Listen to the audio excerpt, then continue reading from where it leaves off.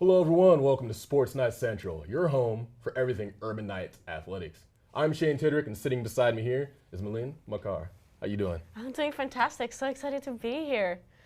Today we have another exciting show coming your way, including a special guest appearance with women hoops standout, Regina Camera.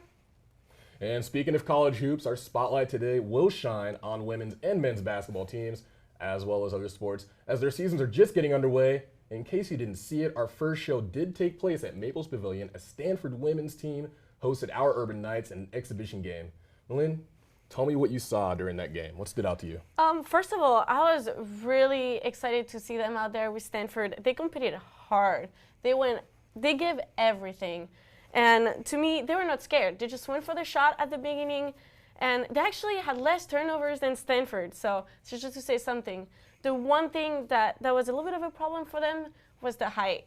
I mean, Stanford was bigger, and even though they had a lot of turnovers, they weren't necessarily able to capitalize on them because they were just, Stanford was getting the rebounds. So that was kind of what I saw, but a lot to be proud of for the Urban Knights.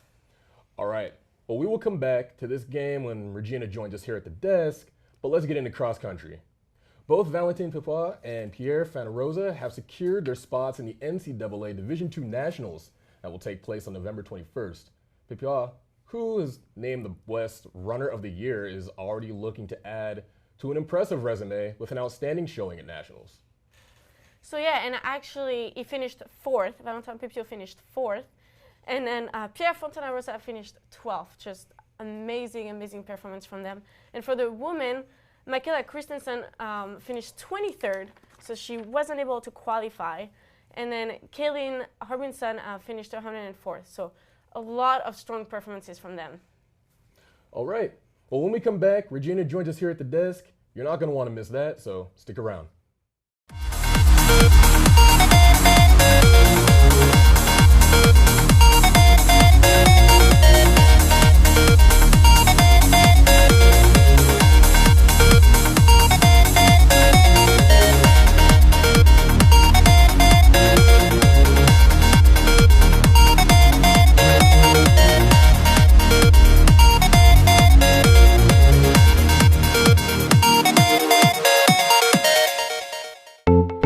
Make the Academy work for you. Degrees in 27 areas of study, classes in San Francisco or online.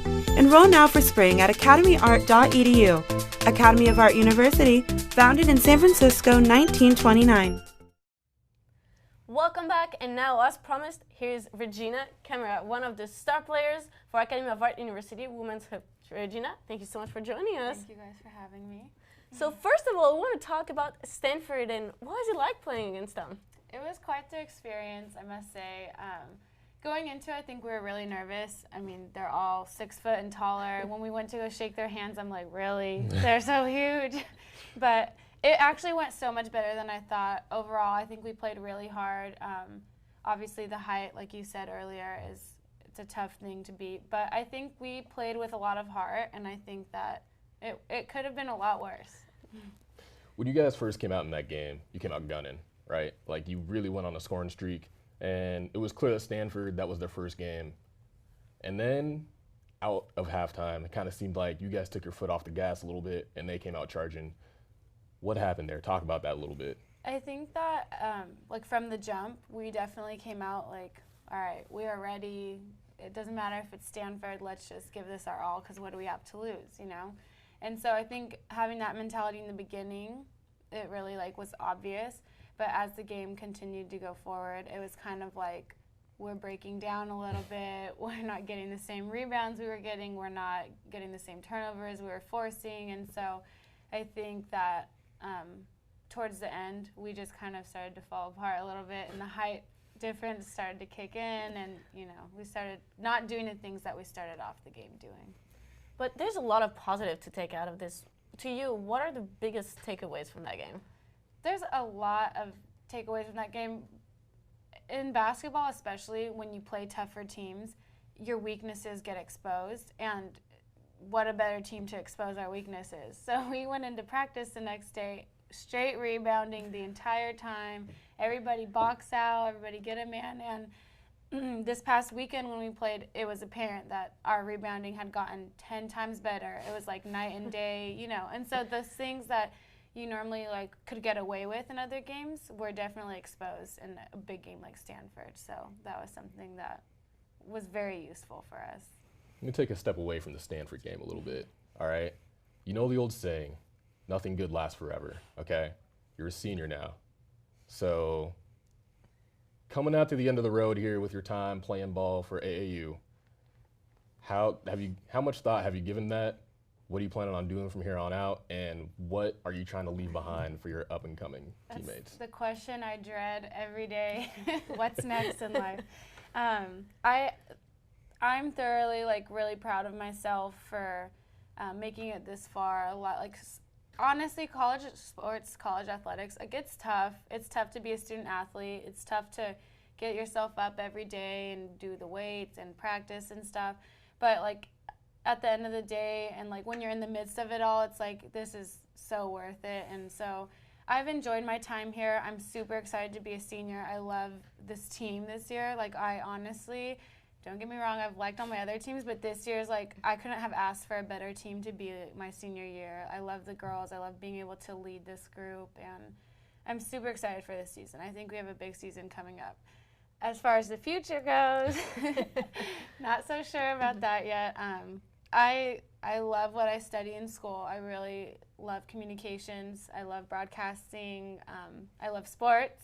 So we'll see. I'm hoping, kind of hoping something will just fall into place. I'm trying not to force it, not to panic. I don't do a great job of it, but we'll get there. Coaching be an option? I've thought about it, Maybe? actually. Yeah, I've thought about possibly going to get my master's to potentially be a grad assistant and then maybe coach D1, but I'm not so sure. Okay. I kind of want a family, kind of want to stay home. We'll see. Well, thank you so much, Regina, for coming. Thank and you for having good luck me. for the future. Thank you. Absolutely. Thank you. Thank you, guys. When we come back, we will look ahead to the key events of the week, so don't go anywhere. Make the Academy work for you. Degrees in 27 areas of study, classes in San Francisco or online. Enroll now for spring at academyart.edu. Academy of Art University, founded in San Francisco 1929. Welcome back to the show. It's now time to highlight the key games for the upcoming week. Mylene, go ahead. Take it away. Tell me, what are you looking forward to most? Well, actually, I just wanted to get back a little bit and on women's basketball, because after Stanford, they had back-to-back wins, which were fantastic for them against Simon Fraser and actually Jasmine Gwynn, who had a record night, the second most point in a game with 29 points and the third most in school history. So fantastic game from her. And so they won 71-66, so congratulations. And the next game was against Montana State University, and they won 69-67 in a buzzer beater. Fantastic. 26 seconds left. Yeah, 26 seconds left. And Zoe Cheng took the ball and was able to shoot it at 6 seconds and make it 69-67. And Montana tried to get a three-pointer after that, but missed it. So congratulations to the team.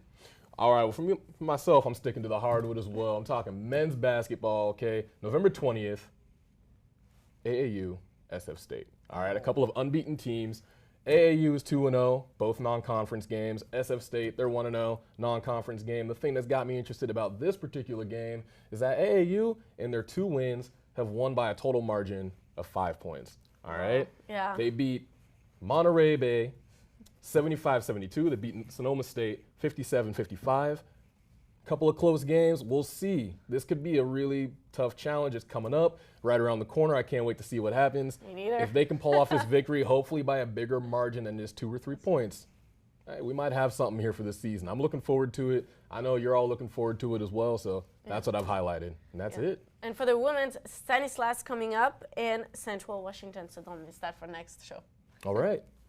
Well, thanks for joining us here for another episode of Sports Night Central. It was a pleasure. For all the latest news and stories, be sure to visit artuathletics.com. And also, don't forget, tune into UKR2, our student-led radio station, which can be downloaded on iHeartRadio. And on behalf of Mylene McCarr, I'm Shane Tidrick. Have a good night. Thanks for watching.